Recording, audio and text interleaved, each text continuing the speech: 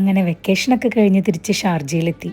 നമ്മൾ പോകുമ്പോൾ എല്ലാ വാട്ടർ പ്ലാന്റ്സും അകത്തോട്ട് കയറ്റി വെച്ചിട്ടുണ്ടായി. അതുകൊണ്ട് തന്നെ അവർക്കൊന്നും പറ്റിയിട്ടുണ്ടായില്ല. ബാക്കിയുള്ളവർക്ക് ഇങ്ങനെ ഡ്രിപ്പിംഗ് സിസ്റ്റം എല്ലാം ചെയ്തു വെച്ചിട്ടിരുന്നു. പക്ഷേ അൺഫോർച്ചുനേറ്റ്ലി എക്സ്ട്രീം വെതർ കാരണം എൻ്റെ കുറച്ച് ചെടികളെല്ലാം കേടായി പോയിട്ടുണ്ടായി.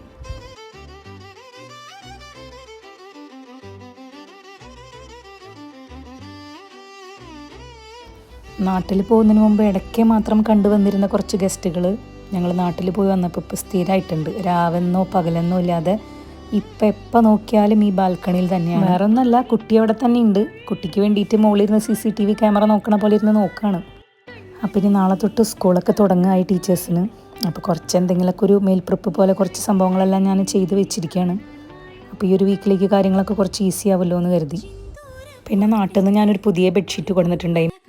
അത് എനിക്കെന്തോ നല്ല ഇഷ്ടപ്പെട്ടു. അതിൻ്റെ കൂടെയുള്ള കുഞ്ഞിയൊരു കുഷ്യൻസും കാര്യങ്ങളെല്ലാം എനിക്ക് നല്ല ഇഷ്ടമായി.